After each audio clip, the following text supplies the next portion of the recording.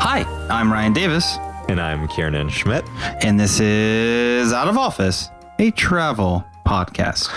This seat taken.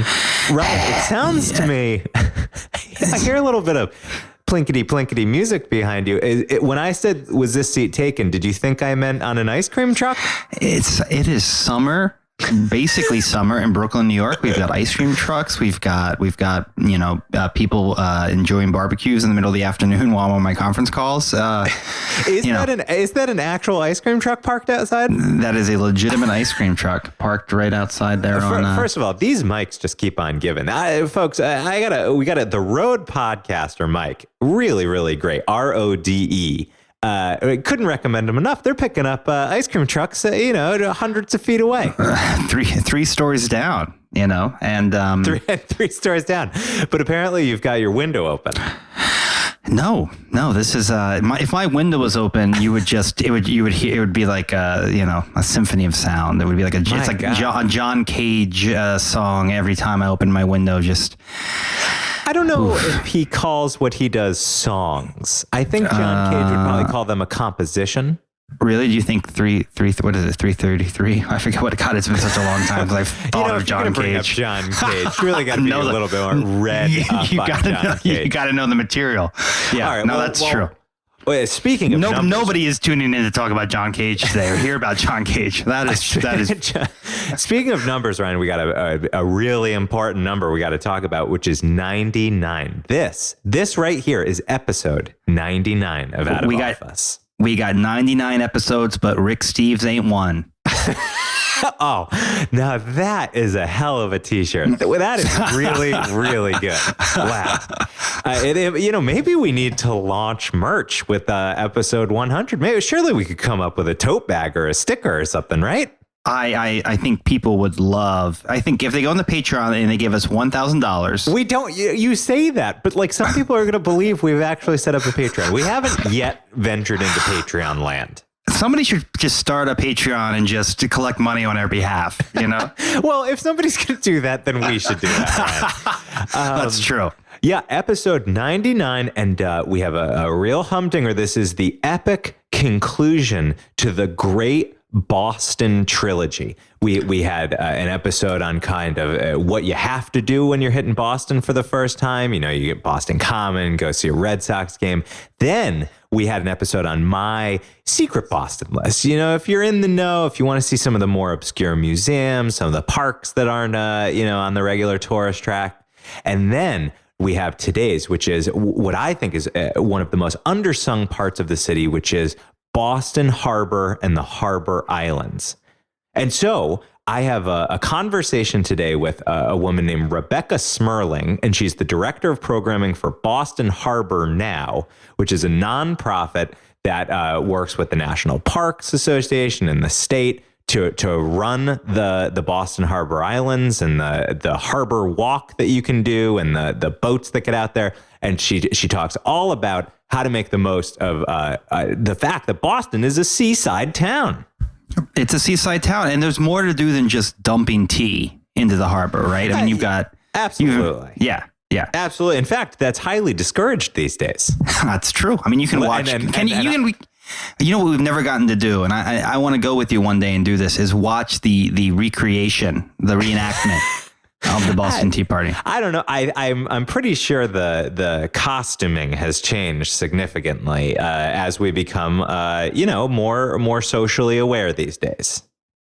Really? What was the costuming before? They dressed up as Native Americans. Oh, that's right. But listen, we're not going to shy away from the dark history. And in fact, Rebecca Smerling talks about the complicated history of Boston Harbor, which, of course, was a primary fishing ground for a lot of Native American tribes in the Northeast. And we dig into that topic and we explore what it means and how you tell that story. So, this all ties in, Ryan. So 99 episodes, Kiernan. That I think is just one away from quite the episode anniversary. I mean, first of all, as you correctly pointed out to me, it's not an anniversary. You corrected me on a former. It's a milestone. We're about to cross in to 3 digits for the first time. We're going to ring some bells. We're going to blow some noisemakers. I mean, this is a cause for celebration. We are going to have a roaring 20s-esque party to celebrate our 100th episode. It's going to be a blast. And, I'm sure, Ryan, that you have one burning question about the 100th episode. Yes. I mean, I think all of our listeners do. They need to know, is Rick Steves going to finally appear? Is this when the quest for Rick Steves will finally be brought to a conclusion? I mean, 100 episodes, doesn't that nice round number, that meaty 100 spot sound just right for a Rick Steves interview?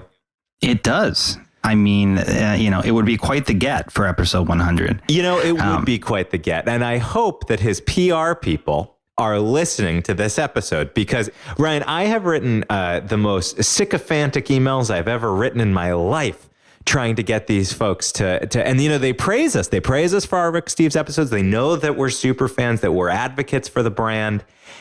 But you're gonna have to tune in, but just be prepared for disappointment. But not disappointment. If it's one thing, it's room for the quest to continue. Right. Yeah. Reason to come back. Well, right. What we could do is this is a clever idea. Why don't we buy one of his books on tape, and then I'll just ask a bunch of questions. You can just edit. We can just edit it that he's answered. that tee it up. As if he's telling a story. Now, Steve, have you ever visited Malta? Do you have anything? Well, I remember when I was in Malta. We could just do it from his commencement address. This is a great idea.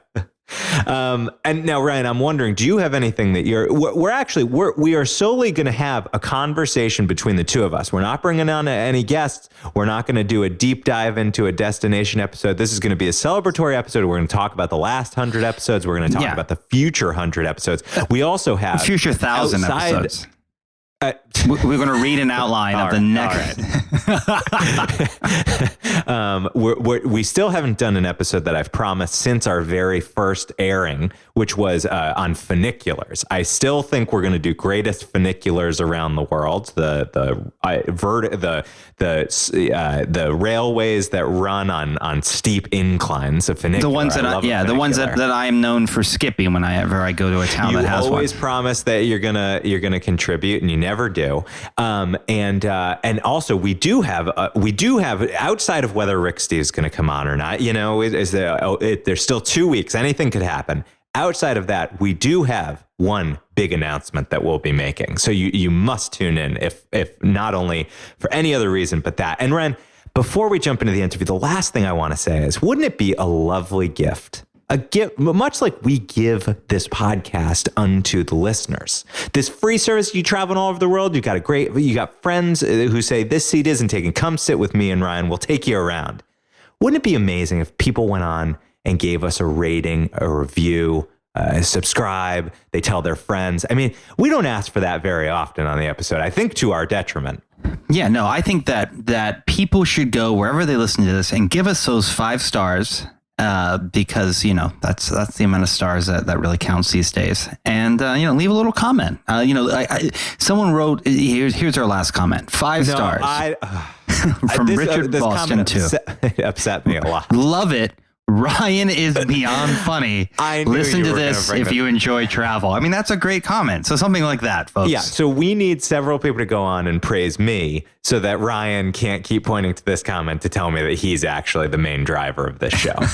This comment is pretty definitive as comments go. Now, Ryan, I don't want to delay any further because we're certainly going to earn those 5 stars with the following interview with Rebecca Smerling, the director of programming of Boston Harbor Now. I think it's time to take off. Tell the cabin crew. Flight attendants, prepare for takeoff, please. All right. I am joined by Rebecca Smerling, who is Boston Harbor's Now Director of Programming. And from what I understand, Rebecca, this means that you run engagement and education around the Boston Harbor Islands National and State Park, right? That is correct, as well as many of the other open spaces along the Harborwalk. Wonderful. So I wanted to have you on, a representative from Boston Harbor now, because I'm very passionate about Boston Harbor. I've long admired it. It's one of my favorite parts of the city. And this being the concluding third episode of the Boston Trilogy, I thought, let's wrap it up big and talk Boston Harbor. I love it. That sounds great. So just to start off, can you give, I think anyone who knows anything about Boston knows about the Boston Tea Party and thinks about, the harbor turning brown with tea. But can you give just a brief overview of the history of the harbor beyond the Boston Tea Party? Oh, absolutely. So as you said, you love Boston Harbor, and I will say that throughout time, everyone has loved Boston Harbor. So people have been utilizing the harbor for thousands of years. It was way before the colonists came over and settled here, the Europeans who settled here. Prior to the Europeans, indigenous peoples inhabited the harbor and its island region, mostly during early spring and late autumn, because the harbor, as you can imagine, was plentiful with seafood and fish and wildlife and had places to plant. And it was very clear this was a great place for people to settle. It's known that in the harbor, they fished in the harbor waters and they cleared fields for parts of the forest to plant crops, corn and bean and squash. I will say there has not been a complete study done of the harbor and the islands, but there is a lot of archaeological evidence indicates that the Indians used the islands for tool manufacturing and also for social and ceremonial activities. And it's when the English settlers arrived that the Indians still regarded the islands as their home and remained there until the Euro-Americans started to encroach on their lands. Later, the history turned pretty bleak, and there was a time called the King Philip's War. It was in about 1875, where the colonists really started to incarcerate the indigenous people and take the land from them. So from there, there's a sort of a long history with the Tea Party, and then the tea going into the harbor. And I will say, during that time, that was a huge time of industry, and we started to build with wharves and piers and new landfill areas, and the harbor started to grow and grow. And, by 1660, almost all the imports of this region were coming through Boston. And that sort of continues today. I mean, still Boston, anyone knows, if you come down to the harbor, you can see that we are still a very robust port where you see huge cargo ships coming in and piling up sea containers with all of our imports coming in for this region, as well as our natural gas. There's huge areas of all of our fruit is coming in through Chelsea, and the cars are coming to Charlestown, et cetera, et cetera. So still a very robust port. Yes, I think that's definitely striking when you're taking a boat out to the islands. You do see off in the distance these huge cargo ships coming in, and you get a sense of this vibrant industry that's still going on, and that was the basis of why Boston is Boston. Absolutely. And I've always liked that. I used to live in New York City, and in New York, particularly in Manhattan, you can forget that you are surrounded by water. But I do think that Boston, you still get a real sense that this is a seafaring town. Mm-hmm. I love that. Yeah. Of course, the region really suffered from this huge growth. The harbor quickly deteriorated as the population of Boston increased. And it's known as early as the late 19th century, Boston citizens were told not to swim in any portion of the harbor because raw sewage was just continually pumped right into the harbor. And that continued for years. I mean, it's remarkable that that was just what we did. And we didn't receive a Clean Water Act waiver, which other cities did get from the EPA, which left Boston with little incentive to increase the water quality of the harbor. It was in the mid 70s that a number of nonprofits and other organizations came together and battled to get a cleaner Boston Harbor. And it took multiple lawsuits, which then did result in a court order cleanup of the Boston Harbor. And it was something that the former governor, Michael Dukakis, he first proposed separating both water and sewer. Originally, they were just one organization, and they created the Boston Water Resource Authority, or the MWRA, in 1985, which was really the start of what we know of as the Boston Harbor cleanup. And it started with the construction of Deer Island, which I will say, on my list of cool, weird things to do, Deer Island has a tour. I don't know if they have it right now during COVID, but during the pandemic, but it's a fantastic tour to put on your list of different things to do. You can go in and sort of see how the Boston Harbor cleanup really happened. And with Deer Island sewage treatment plant, they replaced sort of the failing facilities, and they cut off the raw sludge that was going right into the harbor every day. And now, 30 years later, Boston Harbor is actually one of the cleanest urban harbors in the country. So our song, you love that dirty water, no longer true. We have very clean water. I mean, in the grand scheme of things, that's quite a quick turnaround. I mean, honestly, it is incredible. The water, the harbor has really healed itself. But it really wasn't until the big dig that it went from, we have a harbor, to, we have a harbor. And it is one of our greatest assets. And it's part of our tourism, and it's part of our culture, and it's part of who we are. It's a place now where people, years ago, no one wanted to live on the harbor. No one wanted to work on the harbor. We put some of our out on the islands. We put hospitals. We put people sort of who didn't want to be part of society anymore. They went way onto the harbor. Now it's places where we all want to work, where we all want to live, and where we all want to play. And it's such an integral part of the health and well-being of the city and our people and our tourism. So.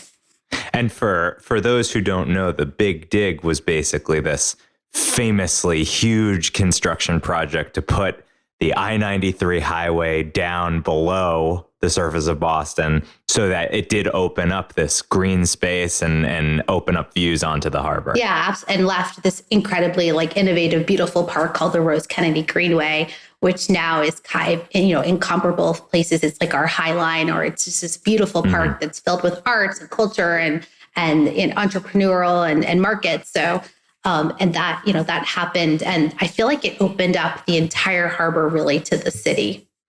Right. And it used to just be a highway. It used to just be a highway. Yeah. Now, you've mentioned the islands a couple times. Can you just give a sense of how many islands are there? What size and uses are they? Oh, yeah. So, this is something that I'll be honest, I grew up in Boston, the Boston area, and I have some vague memories of taking out a big ferry boat out to George's Island. But that was really, growing up in the 80s and 90s here, that was the relationship that most people probably had who didn't live right on the harbor with the harbor islands. Maybe you would see them flying over, coming in and out of Logan, and be like, oh, look, all those harbor islands down there. But, it wasn't really a huge destination the way it's transforming now. The Boston Harbor Islands is part of a national state park area. It's got numerous island owners. So you've got the Department of Conservation and Recreation being the primary owner of many of the islands, as well as MWRA and the Coast Guard and the city of Boston. There's also islands that have private ownership, but there's 34 islands and or peninsulas. Some of them are now peninsulas through landfill, but at one point there were 34 of them. You can't visit all of them necessarily. Some of them are, just tiny places that you can't access through a public dock, but we have public ferries that do go to many of the islands. You can go to, some people may be familiar with George's or Spectacle Island. Those are probably the most visited harbor islands, but you can also go out to Little Brewster Island, which has Boston Light, the oldest lighthouse station in the country, which celebrated its 300th anniversary just a few years ago. And then there's camping on Grape Island, Bumpkin Island, Pettix Island, and Lovells Island. So those are kind of the primary destination islands, I would say. And what is, I guess we'll get to the logistics of how you actually visit the islands. But what does the conservation look like? How many organizations are involved? I know Boston Harbor Now was birthed out of 3 nonprofits coming together, right? Yes, we were birthed actually 2 nonprofits. One, which really focused on the waterfront development and bringing people to the waterfront, managing the Boston Harborwalk, which is public space and public walkways that are along most of the Boston's coastal. So like if we're putting up a huge new building development, we work directly with those buildings to make sure that there's always public access to the sea. So that was one organization. And then there was another organization, the Island Alliance, which really was one of your traditional nonprofit friends group to a national and state park. So we help manage the contracts, we manage the programming, the marketing, building new projects, and bringing accessibility to the Harbor Islands. So these two organizations now work together and in unison make sure that sort of looking at all of the harbor green space and public lands. Now, you've given a good sense of how the city's re-embraced, opened up, cleaned up the harbor. Do you feel like it is getting traction with tourists and visitors, or do you still think it's overshadowed by, Boston Common, the Greenway, like these places that are always central in the guidebooks? Yeah, no, I would say that even in the last 10 years that the story is changing. It's changing like constantly. I don't think the neighborhoods of Boston even were sort of part of the tour book, the traditional tour guide book that you would go to. But now I do think very much so. I would say a lot of that probably has to do with what we talked about earlier is the big dig. So you had 55 years of this huge central, like major highway that went right down the middle of the city, cutting the harbor off from Faneuil Hall and cutting the harbor off from the Common and other museums. And, at that time, we really moved through the city, not by foot or bicycle, but really by car. And now that's changed. So now you see tourists coming by foot or renting bicycles or taking our public transit. And the combination of that and the fact that there's not this huge, ugly, throughway in the middle of the city, it's been opened up. So now I don't think anyone realized that, like, to get from Faneuil Hall to the aquarium, you just cross the street and you just cross the Greenway. It's a beautiful park. So that has really opened up the harbor. We see that a lot of our visitors to the Harbor Islands are tourists that are now putting this on their Boston bucket list. So I think we are seeing a sort of a shift in that. And it's about generation of people not really going to the harbor because it wasn't accessible to them. I will, sort of say and age myself, like I grew up not knowing how the harbor sort of functioned in the city. So we didn't go there. I assure you that my kids who go to the harbor all the time, it's their normal. So I think this new normal of the harbor being part of the tourism and the fabric of growing up here is going to change. And just to take advantage of having you, the expert here, what would you say are the hidden secrets of Boston Harbor and the islands? What are your personal favorites? I know I love this question, and like I could probably go on longer than we have today. But I have really, every time I come down to the harbor, I do find new hidden gems. This year, especially, we took a lot of time of like, okay, we're going to go to this neighborhood along the Harborwalk and walk and take my kids and family to different spots. There's beautiful neighborhoods that you can walk along the Harborwalk. So for example, I love going to Charlestown. You can easily walk there from North Station, or if you're in a car, park over somewhere on, there's, street parking. You can park down by near Spalding Rehab Center. There's a great parking garage there if necessary. But doing that stretch of the Harborwalk is fantastic. There's great playgrounds. There are interesting restaurants. There's great signage about the history. On one end, you've got Spalding Rehab Center, which has a state-of-the-art playground, beautiful views of the city. There's this incredible therapeutic garden that's used for the people that are living or staying in Spalding, but also just such a well-designed, beautiful landscape space. And then just walking down the Harborwalk, you'll go through the different piers and different of Charlestown. I sort of say like with the gem really being the USS Constitution at the Charlestown Navy Yard. And if that is not something on your list, I would definitely put it on there. Especially if you have kids of like really any age, you can go right on to the USS Constitution. You can talk with the Navy who staffed the ship, and we'll talk to you about its history. You can go right like into the belly of the USS Constitution, and it's a remarkably beautiful ship. And then next to that, there's a museum that you can sort of give you more of a history of the area. But that's a great spot, I would say. Also, I will say, as a fairly tall person, I find it very difficult below deck at the Constitution, but I agree it's very well worth a visit. I'm a very short person, so I do not have that same challenge. And then other gems, I would say East Boston, such a gem, like not even hidden anymore. But I would say anyone who has a few days in Boston, or if you live here, like put that on your list, especially at summertime. The view back to looking across the harbor, especially like at golden hour, is just like, oh, Boston, you are beautiful. Especially if you go over to Lopresti Park, great spot. Pick up some local food, have a picnic there. You really can't go wrong. And then walking down the Harborwalk, there's some beautifully designed new buildings and new development there, as well as at Clipper Ship, there's this fantastic living shoreline that they've designed for resiliency that's both interesting but also beautifully designed. And then going all the way down to the shipyard and passing Pierce Park, where if you hit it at the right time, you might be able to get on a sailboat. But if you keep going, there's the shipyard down there. And this past summer, our organization partnered with Harbor Arts to put up some new beautiful murals as part of something called Seawalls. So I think there's 6 new gorgeous murals that are such like brightly and vibrant designed. So something definitely to enjoy, and other public art there. But I definitely can't recommend East Boston enough.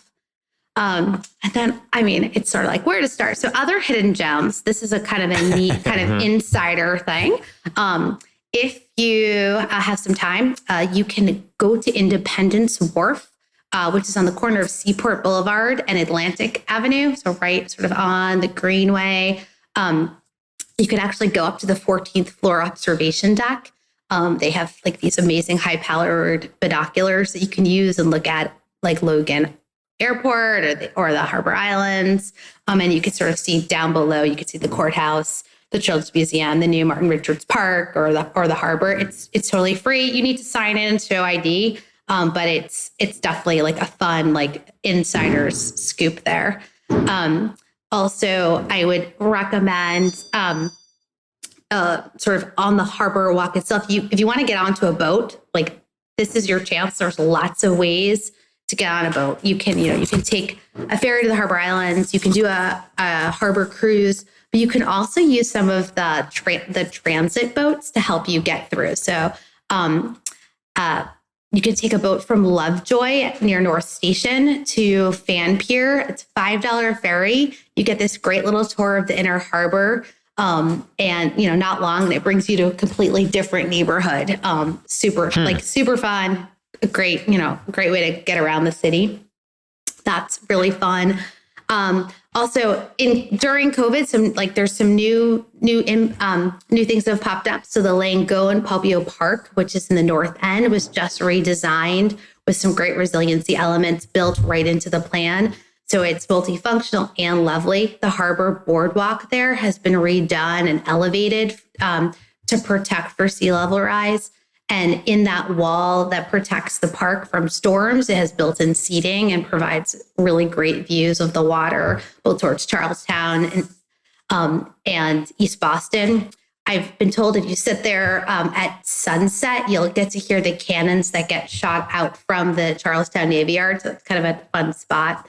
There's some plans, hopefully for the summer, they're putting in these public bocce courts.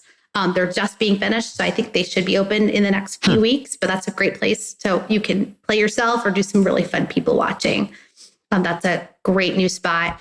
The other thing I'd love to sort of mention that came up during COVID, In early October, a memorial marker was installed at the end of Boston's Long Wharf to acknowledge Boston's history of slavery and honor the Africans who died in and those who survived the transatlantic voyage known as the Middle Passage. So this is part of like an international UNESCO project. So we have this Middle Passage marker. Ours here in Boston is far more robust than in other places. And it really has been designed beautifully. And it really talks about the history. And you can find information about this journey and the complexity of Boston's role in the slave trade. So definitely that's a great stop to put on there. It's right at the end of Long Wharf. Other great spots I would say to add is Castle Island and going down to South Boston. Castle Island is just like a really special, beautiful park. It's owned by the state. You can grab some great seafood or great snacks at Sullivan's right there, as well as do this great walk. It's called I think it's affectionately known as the Sugar Bowl, and it's this great walkway that goes out into the harbor. There's people fishing, there's people running, but it's also just a great place to stroll and walk. I think you can take a public bus there, but also there's parking right there as well.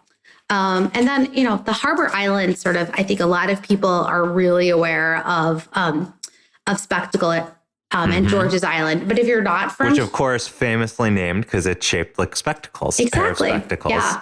And Spectacle Island's a great place for like a day of recreation. There's a small beach there. There's some hiking trails. I would not call them like rigorous hiking, but there's about 5 miles of walking.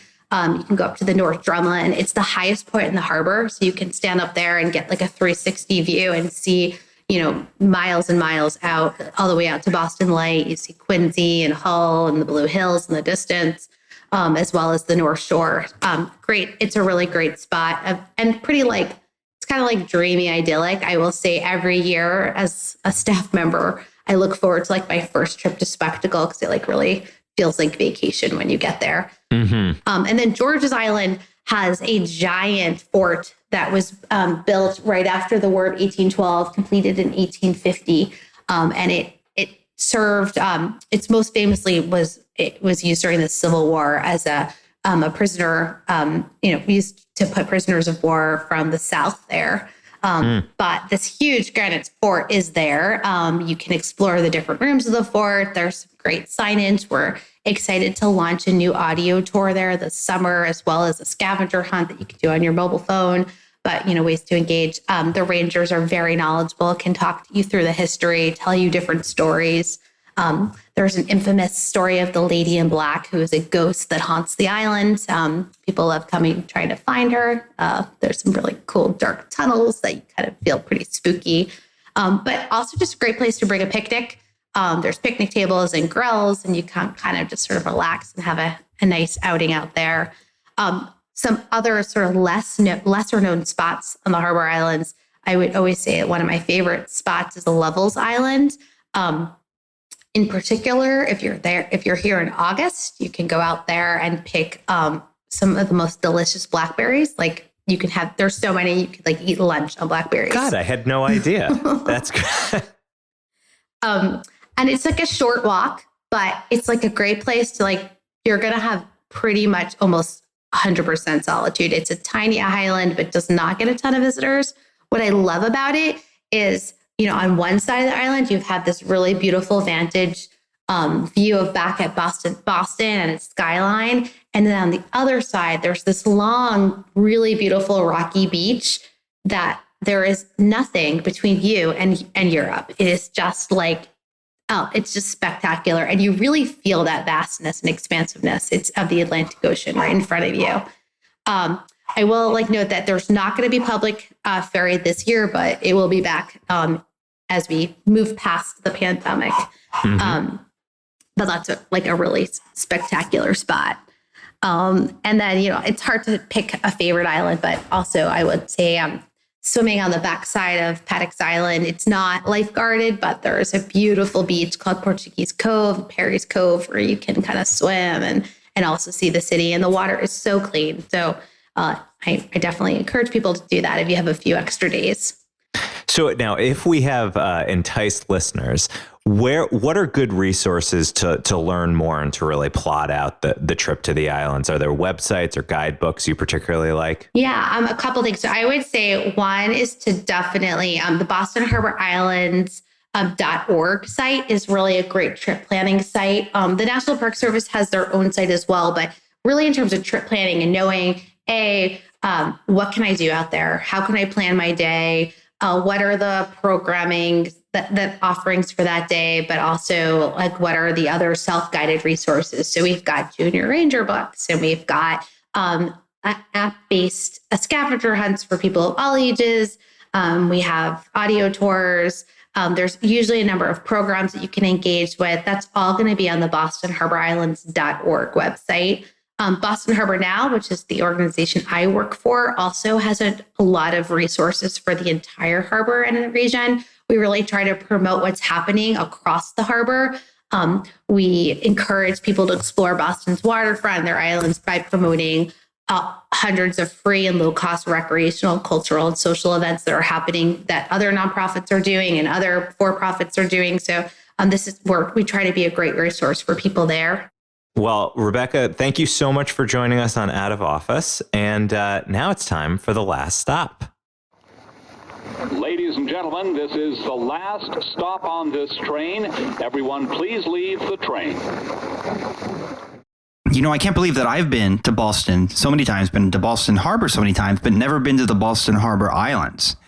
So I feel like these are they are a great hidden treasure. Spectacle Island, which is the most popular one to go to, is such a fun afternoon. It's hard to overstate it. And Rebecca was sharing stuff I've not gone out and do. So she was sharing things I haven't gone out and done. I wasn't aware of. So I just think that was such a great guide. And thank you so much, Rebecca, for joining us. Yeah, thank you so much, Rebecca, for joining us. And I will be up to Boston soon, and we will do those islands. Ryan, this is the last segment of the show. It's the final segment of the show. That's why it's called The Last Stop. And it's my favorite segment. It's your favorite segment. It's popularly known as the People segment.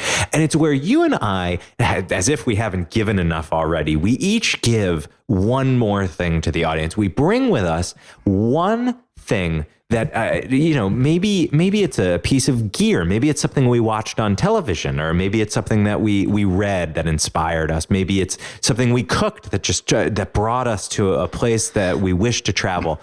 Anything that feeds the spirit of wanderlust, even during the workaday week, is fodder for this sharing moment, the last stop. And so, Ryan, I'm going to ask you, as I ask you each episode, do you have a last stop this week?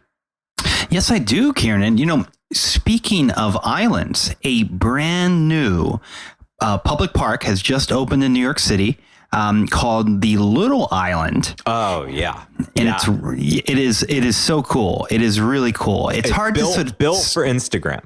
Yeah, it is. 100% built to Instagram. Well, it's designed by Thomas Heatherwick, who is best known for The Vessel, which I think is a less successful public art project at Hudson Yards.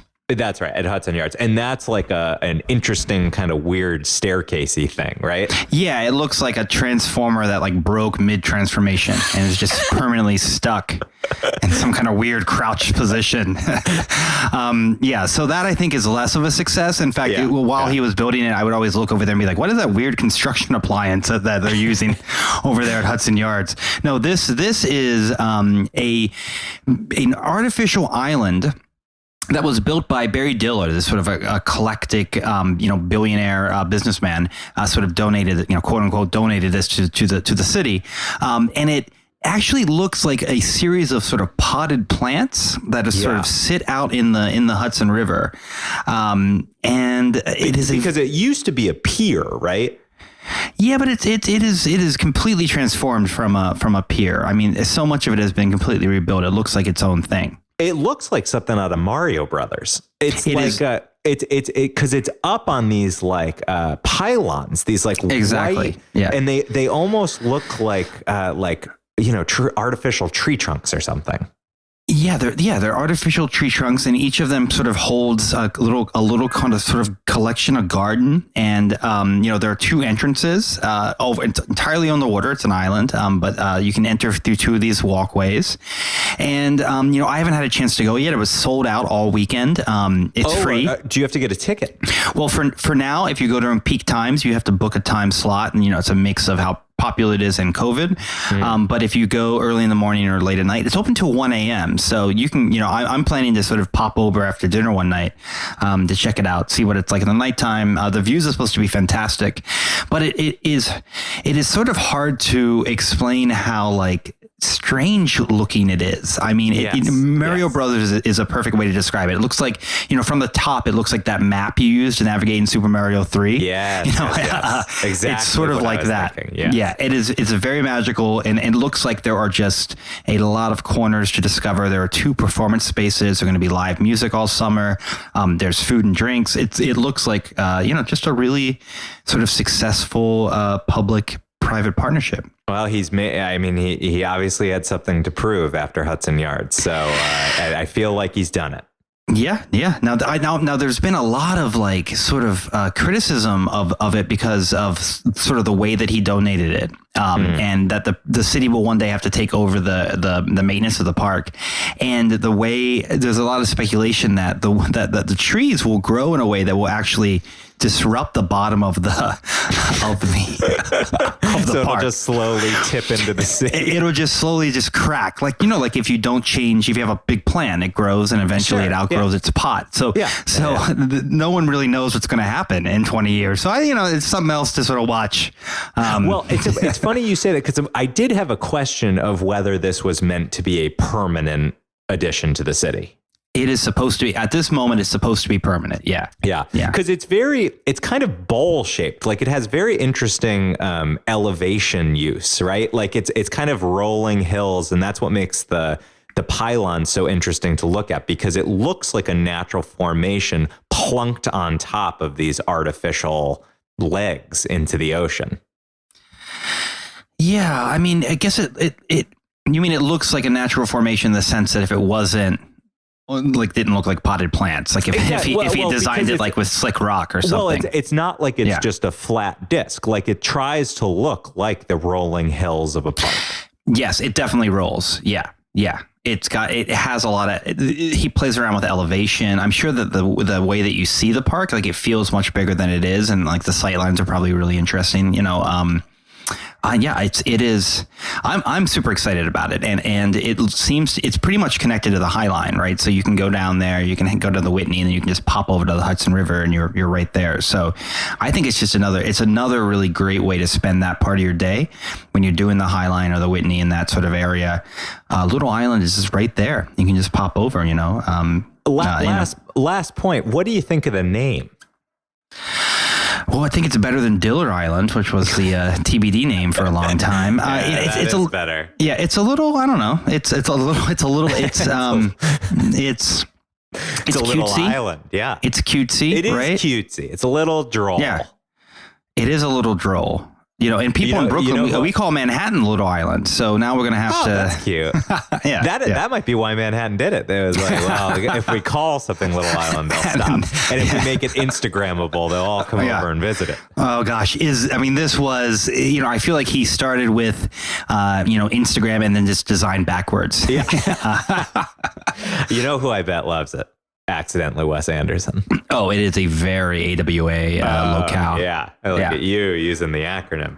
Oh, yeah. Well, Ryan, it's interesting that you brought up the Highline, because that actually, we have very copacetic last stops today.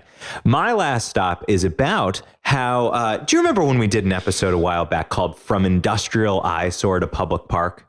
Absolutely. Yes, I do. This is where we talked about old, rusting infrastructure that is reimagined as public parks. And we kind of walked through the best around the world. And 2 parks that we mentioned were public parks that are created on disused raised rail tracks. And of course, you already mentioned the Highline in New York. This really is the most famous in the last decade of these parks. And it was certainly notable that London, which has a lot of elevated rail, has never adopted one of these has never created one of these parks. Well, the time has come. I was reading the New Yorker, and they had a talk of the town, one of those short articles, all about the creation of what's going to be called the Camden Highline. They're going to call it the Highline? That they are going to call it the Camden Highline. I think, talk about a naming miss. Yeah. I mean, I wouldn't name it the exact same thing as what New York called it, but they should just rename the West End Broadway West and get it over with. It's going to stretch. Camden Highline, as that name suggests, it's going to stretch from Camden Town through to King's Cross Station. And that's actually not that far. So it's only going to be about 3/4 of a mile stretch. So, maybe we'll see it grow over time like the Highline has done in New York. But the Camden Highline is something to keep track of. And I will tell you what I found most interesting. If you go to the website, and I'll link to it in the show notes, if you go to the website, you can look through the 75 design proposals that they got for how to transform the rail into a public park. I love design proposals, Me too. Yeah. And you have a lot of really imaginative ideas for what the plant life could look like, how the plants could be spilling down from over the sides of the railway, how the trees should look. And a lot of them have kind of guiding themes. Like one was I think it was the forest of imagination. One was the harvest. Anyway, it's really fun. You can put yourself into the mind of the director of the project and ask yourself, what would you dream of putting on a park? If somebody handed you 3/4 of a mile in London, what would you make it look like? I think that's a really fun thought experiment. So Ryan, it prompts me to ask you, of course, how would you use it? I would build a urban natural wine vineyard and just with beautiful grapes and people could come and they could pick their own wine and stomp in and just sort of bottle and drink it right there. Yeah, I think that would be a magical. That would be super hipstery. Yeah, that's true. And we'd also do maybe we would do mead. We could have a little like some beekeeper thing going on. I'm not sure getting people drunk on an elevated rail with low railings is necessarily the best idea you've ever had. Not the best, but I mean, come on. You ever been on the Highline? People, certainly people are sipping there. All right. So here's what I like. You ready? I would like to figure out how to put like the tallest, biggest old oak trees, like so big that you're like, how the heck is the railway going to support these? Just massive, just massive trees. I want them to meet over you. Like, those roads that you drive down in the South where the big trees are just totally sheltering you and they've got that creepy moss hanging down, that Spanish moss it's called. I like the idea of like a Southern Gothic Highline. That it's not very British, but I like it. Yeah, I mean it would be wild to see in Britain. Well, you know what they could do in Britain, especially if they wanted to rethink this Camden Highline, just stealing the name from the New York one. I think that they should play into the chimney tops, right? Because we got the Mary Poppins chimney. Why not make it like you are up above it all with the chimney sweeps? You could have a live dancing immersive experience, you and the chimney sweeps. Just 14 hours a day, just have like folks acting out scenes from like chimney. I mean, that's a pretty good idea. It's not a bad idea. Well, no. Well, all right. Maybe I'll write it up. So you have 75 proposals. It's all about different ways to use plant life. And then you have one that's about an immersive Mary Poppins experience. Yeah. Have they ever done a play on the Highline? Like they could use the whole thing. You walk and go into different parts in New York. Could be very exciting. Actually, I got to say, I don't think they have. And it's a really good idea. All right. I will pitch it. Let's Great. do it. Who are you pitching it to? I'm the Highline guy. I don't know. We'll figure out. Oh, yeah. Jacob Highline. All right, Ryan. Well, listen, that wraps it up for here in episode 99. So that means next episode we've got to celebrate 100. We're going to disappoint people with the quest for Rick Steves, maybe. We're going to make a big announcement. And you know what? We're going to spend a little time exploring we're going to look back, but especially we're going to look forward. Always be looking forward. Oh wow! They just started up the old ice cream music. We don't even need to put the outro. We don't need music in. Yeah. Archie, just let it go. It'll be fine. Well, until then, I'm Ryan Davis, and I'm Kiernan Schmidt, and this is Out of Office, a travel podcast. The seat taken. You know, if they grew marijuana on top of it, they could call it the Highline. I hate that joke. If I made that joke, you would be relentless about it.